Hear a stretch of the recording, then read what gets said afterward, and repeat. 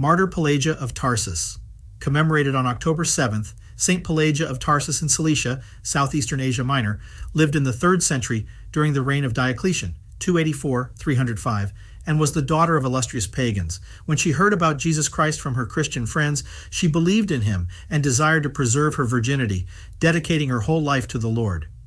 Emperor Diocletian's heir, a boy he adopted, saw the maiden Pelagia, was captivated by her beauty, and wanted her to be his wife. The Holy Virgin told the youth that she was betrothed to Christ, the immortal Bridegroom, and had renounced earthly marriage. Pelagia's reply greatly angered the young man, but he decided to leave her in peace for a while, hoping that she would change her mind. At the same time, Pelagia convinced her mother to let her visit the nurse who had raised her in childhood. She secretly hoped to find Bishop Linus of Tarsus, who had fled to a mountain during a persecution against Christians, and to be baptized by him. She had seen the face of Bishop Linus in a dream, which made a profound impression upon her. The holy bishop told her to be baptized. St. Pelagia traveled in a chariot to visit her nurse, dressed in rich clothes and accompanied by a whole retinue of servants, as her mother wished. Along the way, St. Pelagia, by the grace of God, met Bishop Linus. Pelagia immediately recognized the bishop who had appeared to her in the dream. She fell at his feet, requesting baptism. At the bishop's prayer, a spring of water flowed from the ground. Bishop Linus made the sign of the cross over St. Pelagia, and during the mystery of baptism, angels appeared and covered the chosen one of God with a bright mantle.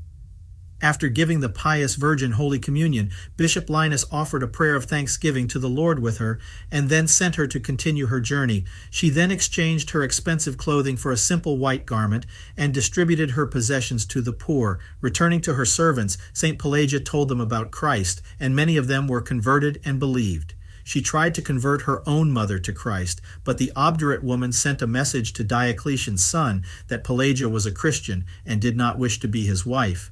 The youth realized that Pelagia was lost to him, and he fell upon his sword in his despair. Pelagia's mother feared the emperor's wrath, so she tied her daughter up and led her to Diocletian's court as a Christian, who was also responsible for the death of the heir to the throne. The emperor was captivated by the unusual beauty of the Virgin and tried to turn her from her faith in Christ, promising her every earthly blessing if she would become his wife.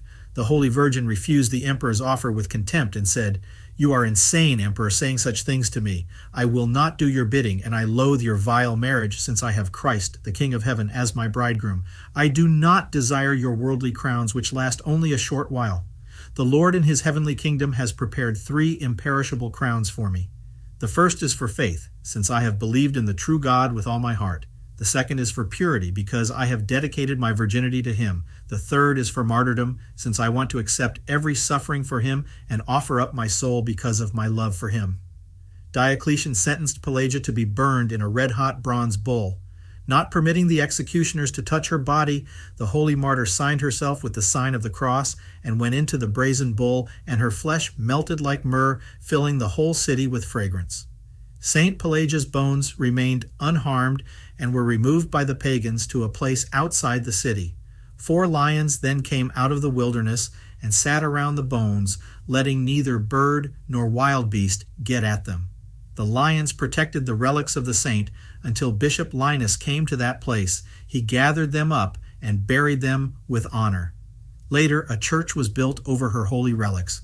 The service to the Holy Virgin-Martyr Pelagia of Tarsus says that she was deemed worthy of most strange and divine visions. She is also commemorated on May 4th.